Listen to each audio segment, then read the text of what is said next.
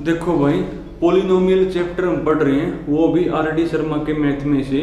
और ये चैप्टर आपका आर डी शर्मा और एनसीईआरटी दोनों में आपका सेकंड है भाई। और लास्ट टाइम हम जो ना एक्सरसाइज 2.2 में थे, और उसमें हमने किसके बारे में पढ़ा? Cubic polynomial. क्या होता है क्यूबिक पोलिनोमियल? जिसमें जो एक्स है ना, उसकी हाईएस्ट पावर कौन हो? 3 हो। उसके 3 जीरोज होते हैं। उसके क्या होते हैं?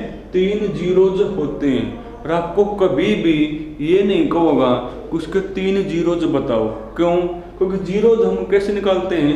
इक्वल टू लिख कर जीरो उसको सोल्व करना होता है, पर क्यूबिक में सोल्व करनी नहीं आती। अगर वो कभी कह भी देना कि आप उसके जीरोज बताओ, तो आपको कुछ एक्स्ट्रा कंडीशन दी मिलेगी। उसके जीरोज के बारे में जो है ना, कुछ एक्स्ट्रा कंडीशन दी मिलेगी। और वो जो एक्स्ट्रा कंडीशन है ना, उसके लिए एक आपका 5वां चैप्टर है एपी। थोड़ी बहुत आपको उसकी नॉलेज होनी चाहिए कि एपी क्या होती है। पर एपी से पहले एक वर्ड होता है सीक्वेंस। एपी से पहले जो है ना, एक वर्ड होता है सीक्वेंस। थोड़ी बहुत आपको इसके बारे में नॉलेज हो तो ही आप बता पाओगे क्या होती है सीक्वेंस।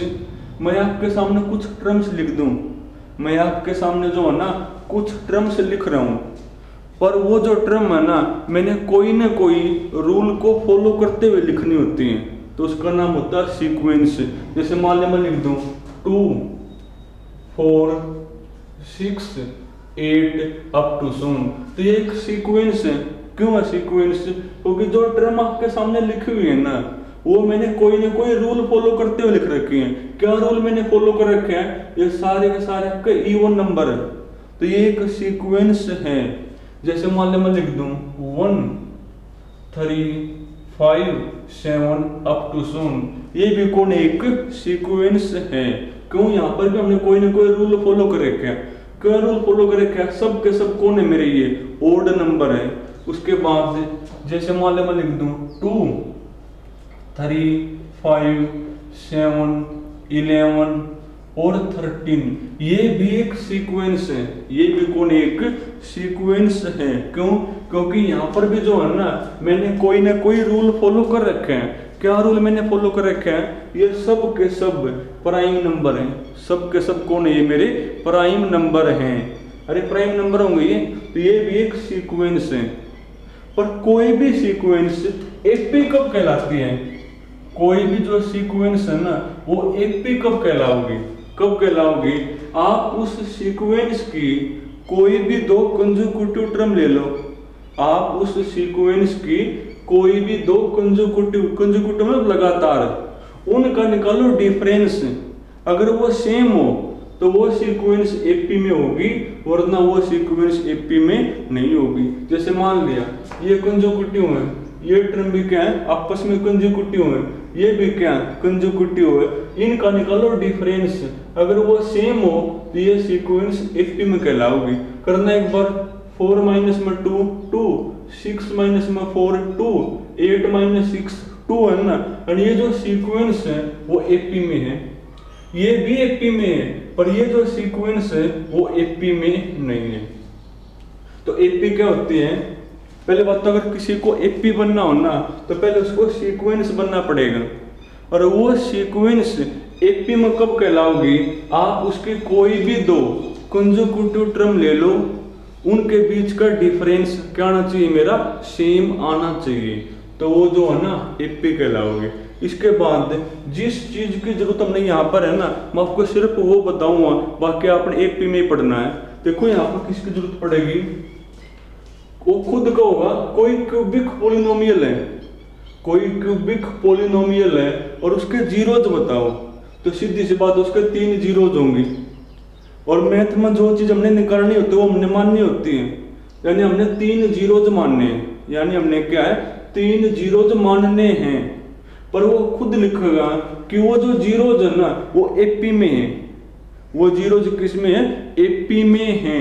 और एपी में का रूल होता है भाई, अगर आपको 3 नंबर कभी भी एपी में मानने पड़ जाए ना, एपी में मानने पड़ जाए, तो आप हमेशा ये वाले मानोगे a माइनस डी, ए और a प्लस डी, ये वाले ही मानने होते हैं। वो खुद का होगा कोई क्यूबिक पोलिनोमियल है, उसके जीरोज बताओ, तो आपने वो मानने पड़ेंगे। और वो खुद का होगा कि वो जो जीरोज है ना वो एपी में है, यानी आपने 3 नंबर एपी में मानने हैं, तो हमेशा आपने वो ये मानने होते हैं। एक तो क्या मानोगे a माइनस डी, एक a और एक a प्लस डी मानोगे, यानी वो जो 3 जीरोज है ना वो आपने ये मानने हैं। तो जब भी कहो है कोई क्यूबिक पोलिनोमियल है उसके जीरोज बताओ और वो एपी में हैं, तो आप वो हमेशा ये मानोगे a माइनस डी, a और a प्लस डी। उसके बाद a और d आ गया तो समझो ये जीरोज भी आ जाएंगे। अब a और d कैसे निकालोगे, उनके लिए इसका यूज कर लेंगे। क्वेश्चन देखो भाई,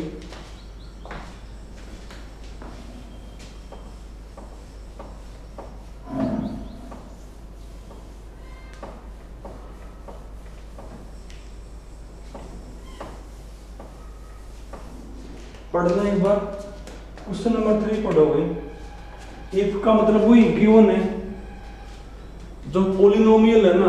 क्वेश्चन नंबर 3 पोलिनोमियल आपका भाई F x equal to 2x की power 3 minus 15x square, minus में 15x square plus 37x minus में 30 है भाई। इसके जीरोज बताने हैं, इसके आपने जो है ना जीरोज बताने हैं, तो इसके 3 जीरोज होंगे और सीधी सी बात वो आपने मानने पड़ेंगे। और वो खुद कब है, वो जो जीरोज है ना वो एपी में है, वो जीरोज किस में है, एपी में है। और अगर आपने 3 नंबर एपी में कभी भी मानने हो तो क्या मानने हैं, वो a माइनस डी, a और a प्लस डी आपने मानने हैं। तो मानो फिर भाई, तो ये आपका है ना let a minus D, a और a plus D be 3 zeros, be 3 zeros of the given polynomial, of the given polynomial in एपीवी। तो जो 3 जीरोज है ना वो मैंने देखो ये मान ली। अब अगर मेरे पास a और d आ जाए तो समझो ये जीरोज आ जाएंगे। अब देखो a और d आप कैसे निकालोगे, देखो इन जीरोज का जो सम है ना वो आप यहाँ तक निकाल पाओगे और वो आप फॉर्मूले से भी निकाल पाओगे। तो निकाल लो फिर। तो देयरफॉर जीरोज का सम यानी a minus D plus a plus D, zeros का सम यहाँ से ये होगा और यहाँ से क्या बनेगा, यहाँ से बनेगा minus coefficient of x square जो कि माइनस का 15 है, डिवाइड में कोफिशिएंट ऑफ एक्स क्यूब जो कि मेरा 2 है भाई, माइनस माइनस प्लस यानी आपका बन गया 15/2। अब देखो d से d कैंसिल हो गए तो ये आपका बनेगा भाई 3a बराबर है 15/2, 3 5 15 यानी a की वैल्यू कौन होगी, a की वैल्यू मेरी बनेगी 5। a तो आ गया, अगर a आ गया यानी आपके जो जीरोज हैं वो किस में चेंज हो गए, देयरफॉर जीरोज आर। तो जीरोज आपके चेंज हो गए भाई 5 माइनस में d, 5 माइनस में d, एक मेरा 5 हो गया और एक का 5 प्लस में d, 5 प्लस में d। अब अगर मेरे पास d और आ जाए तो समझो जीरोज आ जाएंगे। अब d चाहे इसका यूज कर लो चाहे इसका यूज, इसका आसान पड़ेगा। तीनों की प्रोडक्ट, तीनों की जो प्रोडक्ट वो क्या बनेगी भाई, कर तीनों की प्रोडक्ट तो वी हैव तीनों की प्रोडक्ट यानी 5 माइनस में d इंटू में 5 इंटू में 5 प्लस में d, यहां से तक की ये होगी। और फॉर्मूले से कौन होते तीनों की प्रोडक्ट, माइनस कांस्टेंट जो कि माइनस का 30 है डिवाइड में एक्स क्यूब का कोफिशिएंट 2 है मेरा भाई।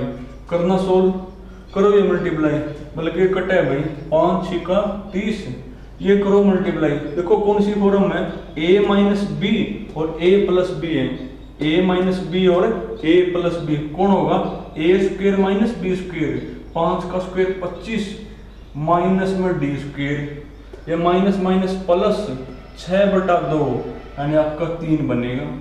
इसको साइड, इसको लिया इस साइड, तो ये आपका क्या बनेगा, कहीं हमने छोटी मोटी कोई गलती तो नहीं कर दी भाई, 30/2 ही बनेगा। और सम की बारी में 5/2 ना भाई, ए मेरा 5/2 है, ए मेरा कौन है 5/2, तो ये आपका बनेगा 5/2, 5/2 और 5/2, तो यहाँ पर भी 5/2 होगा, 5/2 और 5/2, क्योंकि ए मेरा 5/2 है, जो नीचे वाला है ना हमने वो नहीं लिखा भाई। तो देखो क्या बनेगा आपका, यहाँ तो आपका 6 पकड़ गए, तो नीचे कौन है, 2 तो है। अब देखो 5 6 का 30, 2 से 2 कैंसिल हो गया। अब a माइनस बी और a प्लस बी कौन होगा, ए स्क्वेयर माइनस बी स्क्वेयर, 5 का स्क्वेयर 25, 2 का स्क्वेयर 4, माइनस में डी स्क्वेयर इक्वल टू भाई माइनस माइनस तो प्लस 6 बन गया मेरा। इसको साइड, इसको लिया इस साइड, तो डी स्क्वेयर इक्वल टू कौन होगा, तो डी स्क्वेयर इक्वल टू बनेगा भाई 25/4 माइनस में कौन 6, इसको साइड इसको साइड। अब करना सोल्व, 4 6 24, 25 में से 24 गया 1 यानी 1/4 हो गया। डी स्क्वेयर इक्वल टू 1/4, तो डी कौन होगा, तो स्क्वेयर स्क्वेयर रूट हो जाएगा, और 1 का रूट 1 और 4 का रूट 2, तो डी मेरा ये आ गया। अब डी आ गया तो यहां लिख दो, तो जीरोज आ जाएंगे, तो देयरफॉर जीरोज आर, तो जीरोज मेरे कौन होंगे भाई, तो जीरोज मेरे बनेंगे, लिखो यहाँ 5/2 माइनस 1/2 यानी 4/2, जो कि सोल्व करके 2 आ जाएगा। ये मेरा 5/2 है। यहाँ लिखो जहां पर डी है वहां पर क्या लिखोगे 1/2, तो 5 6/2 यानी वो मेरा बनेगा भाई 3 बनेगा। तो कुछ खास नहीं भाई, कोई क्यूबिक पॉलिनोमियल था, वो जो क्यूबिक पॉलिनोमियल था उसके आपने जीरोज बताने हैं, उसके आपने क्या बताने थे, जीरोज आपने बताने हैं। तो सीधी सी बात मानने पड़ेंगे, पर वो खुद को है वो जीरोज एपी में है। अगर वो जीरोज एपी में है तो आपने वो ये मानने पड़ेंगे a माइनस डी, ए और a प्लस डी। अब अगर मेरे पास a और d आ जाए तो समझो जीरोज आ जाएंगे। अब a और d कैसे निकालोगे, तीनों का सम, यहाँ से तो ये बन गया और यहाँ से ये बनेगा, वहां से a आ गया, a यहाँ पर लिखकर यानी जीरोज इसमें हो गए चेंज। अब d और आ जाए तो समझो जीरोज आ जाएंगे। अब d आप कैसे निकालोगे, तीनों की प्रोडक्ट यहाँ से ये बनेगी और फॉर्मूला है यह बनेगी। सोल्व करें डी आ गया, डी यहाँ पे लिखा तो जीरोज आ गए मेरे। और देखो भाई